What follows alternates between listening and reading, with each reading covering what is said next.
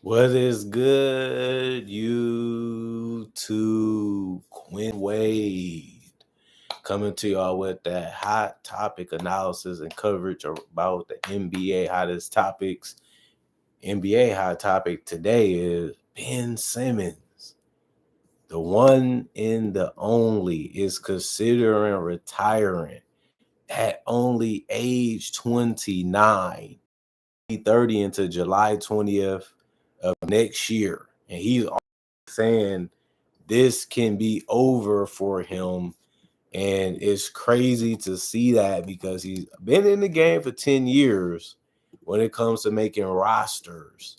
But he's been having a little bit of a downside to his career, and is mainly due to the back injury that he suffered. And the people turned on him when he didn't want to score, he didn't want to shoot. Thought Joel Embiid got off there safe, even though he played a part of them losing that series too. But Ben Simmons has never been a dominant scorer, in college or in high school. He could do it. He showed flashes of it from time to time, but like I said, when he came into the league, he averaged 15 to 16 points at the highest. He's a playmaker, he's a play starter, and he's a great defender. He ended up being a better defender than most thought that he probably would be in the NBA. And that was his biggest thing, was doing multiple things to help the team win, whether it's rebounding, playing defense, passing, and also just creating plays. That's what Ben Simmons was a master of. And people got too hooked on him not being able to space the floor, not being able to shoot, not being able to be aggressive and looking to score. And they look past all the other things that he was great at. And that's the saddest part about his career. Ben Simmons was one of those Swiss Army knives that had a lot of things that he brought to the table, but fans consistently overlooked those things for the flaws and the deficiencies that he had in his game, which became unfortunate. And his free throw shooting was also terrible too, and fans got tired of that. And they was looking at, shouldn't you be working on your game? We're not really seeing that much improvement. We're not really seeing you push yourself. And then the injury happened, and then he never was really the same. Teams really didn't look at him the same. They didn't give him the same amount of minutes. They didn't give him the same amount of role.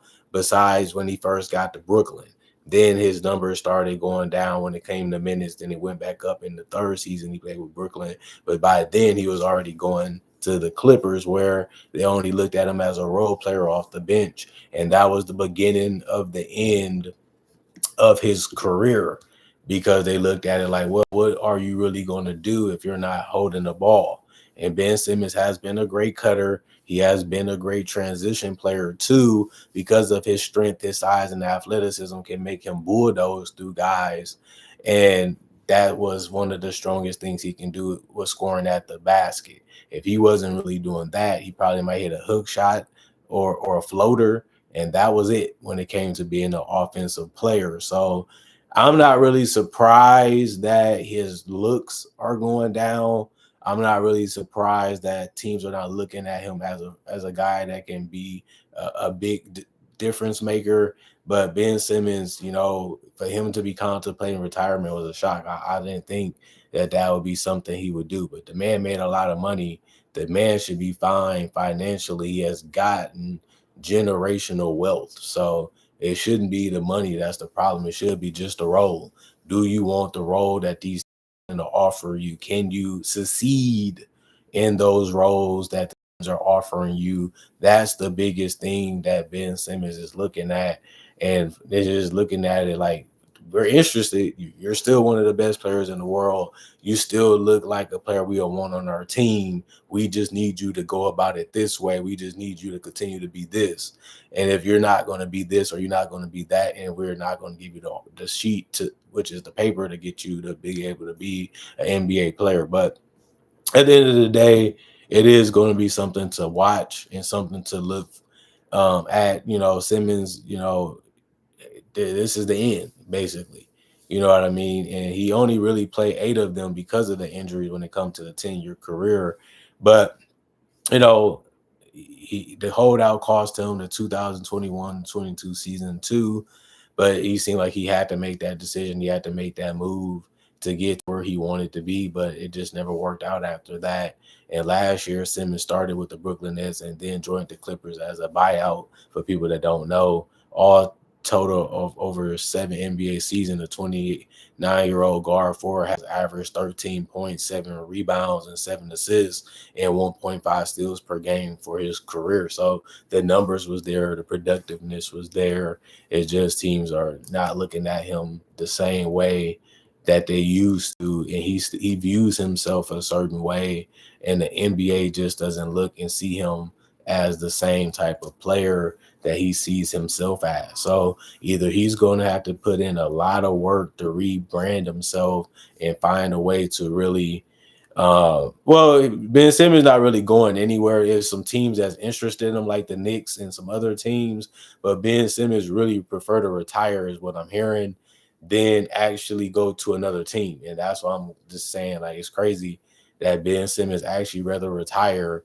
than accept or a lesser role off the bench, because we looking at it like Ben Simmons is not that guy no more, which is true. He understands that, but it's mainly because of how he has played and how he has chose to go about the way he does play on the roster when it comes to NBA teams. So teams are looking at it. You can do those same things, but we need to be the 7th, the 8th man on our roster. And if you can't accept that, then we don't want you on our roster. And if you can't accept that, you might as well retire. You might as well, because what else can Ben Simmons really do? What else can he really help you with? Is the reason why he's in the predicament that he's in. If you're not going to score, you're not going to space the floor, you're not going to be nothing but a rebounder, passer, and defender, then we kind of got to give you $2 to $3 to $5 million at the max and say, well, you can play that role on the bench. We don't really need you to be a starter anymore, because that type of style ain't helping us win enough games. That type of style ain't helping us win a championship. So, that's how it can be. We'll see if he does decide to retire, and that's what he's looking at. And I wanted to say Oliver Prosper ended up agreeing to a 2-way contract for the Memphis Grizzlies. He was a first-round pick by the Mavericks in 2023 in 52 games last season. Prosper only averaged 3.9 points, 2.4 rebounds in 11 minutes. Didn't play enough, didn't get enough minutes, but that's how it usually goes for guys of his caliber. And the Grizzlies saying, we'll put you on the 2-way. We'll give you a roster spot for now. We'll see how it plays out. We'll see how it goes. Other than that, we're willing to go in a different direction if it need to be that way. And then the last biggest news was Cam Thomas signs legitimately a 1-year, $6 million qualifying offer with the Nets, showing that he wants to possibly leave or wants way more money than they was offering him. Thomas and the Nets were unable to find common ground on a long-term contract. Brooklyn Nets offered a 2-year, $30 million contract with a team option for year 2, or they was going to give him a 1-year, $9.5 million deal where he will waive his no-trade clause. But Thomas will retain a no-trade clause with a qualifying offer, because that's what comes with taking it. The Nets were one of the teams with cap space this offseason, which limited the market for Thomas. Thomas averaged 22.9 points in 31 minutes over the past 2 seasons, which shows you that he can score and put the ball in the basket. And Thomas will now become an unrestricted free agent in 2026, which basically means he has the option to sign with any team that he wants to, and he has the freedom to do it without somebody holding him hostage. And that's what we're seeing him go with. And I don't really blame him for doing it. You got to have the options. You have to see what's best for yourself and your career, because the organization is going to do that, and most players around you is going to do the same thing. It is a business, as much as we don't like that part of the game sometimes. It's just how it goes, and I don't really blame Cam Thomas for feeling like he wants to leave, or he wants to exert all options that he can to put himself in a situation where he can be happy, because if you have the power to do it, you might as well take it and abuse it as much as you can, because it's not going to happen throughout your entire entire career. But Thomas is a gifted, talented player, and he deserves to get the offer that he wants or the deal that he wants. And he's put more pressure on people to be able to do it by becoming a unrestricted free agent next year. Now, it's either you want me or you don't. Do you want me or you don't? And that's the game he's playing with the Nets. Now he's showing you that he's serious about it. And the Nets are looking at like, we can get a player like you again. You know what I mean? It's not something that we're crazy about. It's not something we're trying to be disrespectful about. We can get a player like you again. You know, it's a lot of 20-point scorers in the league right now. And he did it his way, wasn't the most efficient, wasn't the most dominant, but he showed you that he had legitimate talent. He showed that he can be a guy with a little bit more polish, a little bit more growth, and a little bit more work and a little bit more understanding of the game, that he can be a decent scorer / combo guard in this league.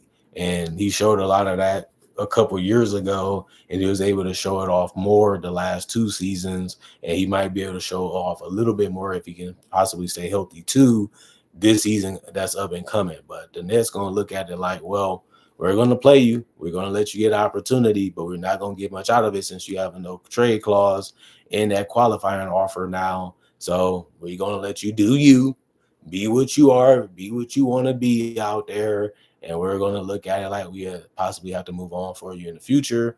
But it is a deal that we couldn't really mutually get done. So there's nothing we can do either but let you shine and let you play and let you go about your day. Other than that, nothing really crazy when it comes to NBA news, since I covered everything basically yesterday.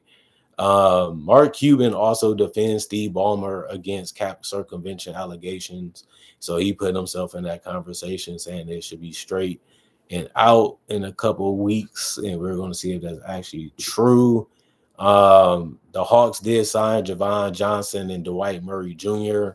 Johnson did average 3.8 points and 3.6 rebounds in 49 games for the Santa Cruz Warriors last season. Murray averaged 9 points and 5.1 assists in 43 games for College Park Skyhawks last year. Both players are eligible as returning rights players for the Skyhawks, and the Hawks now have 20 players under contract. We're going to see if they can fit that rotation, or is they going to go back down and compete in other leagues. It's always tough to get that last roster spot, but at least they're getting closer to being able to make it. That's the most positive way you can look at it. But you still are a guy that can still get cut and be in a different situation within less than a couple weeks. And that's the troubling part about it. The Nets also signed EJ Liddell to a 2-way contract. We're going to see how long he hangs around with that spot. At the end of the day, that's going to be interesting. Lauri Markkanen also could become NBA's most interesting trade candidate. He was playing well in Eurobasket. He's a floor spacer. He can rebound a little bit, and he's a guy that is really good, and his game is really revolutionary right now, being the guy that can shoot the three well. So I can see why teams can want him and why they will want him, because that's mainly what the NBA is going towards when it comes to big man. And at least he has the size and the mobility too at that position. So ESPN actually hired Vincent Goodwill. Bernie Lee removes himself as an agent for Ben Simmons, which is unfortunate. The Hawks did sign and waive Javon Johnson and Dwight Murray Jr. And now we seen that happened a couple of days ago. Now we see what happened now, just to make sure y'all understand that. And that's it for the news. Other than that, thank y'all for watching. Thank y'all for coming to chill out with me. I do make conversation videos just like this about various NBA only topics. Also do downs with real footage of legends, current legends, rookies, and also future stars. I also do mock draft coverage. So if you love that type of stuff, this is the channel for you. Plus, I got over 3,000 videos already on my channel that you can watch and you can enjoy right now, and it's all for free. Plus, if you didn't know, I do upload videos each and every day, so you're also going to have something to watch. You're also going to have something to see from this channel, and that should give you a good reason to probably want to become a fan or a subscriber. Not only that, thank y'all for appreciating the content for what it is. Thank y'all for making time for me. Thank y'all for caring about what I have to say and what I want to do, and supporting me as a content creator for NBA only content on this channel, and just supporting the channel in general. And like I said, thank y'all for supporting me in the past, the present, and also y'all hopefully continue to support me in the future. And all I can say is y'all stay blessed up, y'all stay good, and I'll see you guys later tomorrow. And I also would say, let's make 2025 a better year than 2015. As this year continues to wrap up, that's all I can really say at the end of the day. And it's going to be fun to be able to close out the year strong with this channel. That's one of the goals, and that's what I'm trying to do. Thank you, Terry, for saluting. You stay blessed, you stay good. Is all I can offer y'all is good knowledge and good wisdom, as it's fun to do that too. But I'm gone. See y'all later. Y'all stay blessed.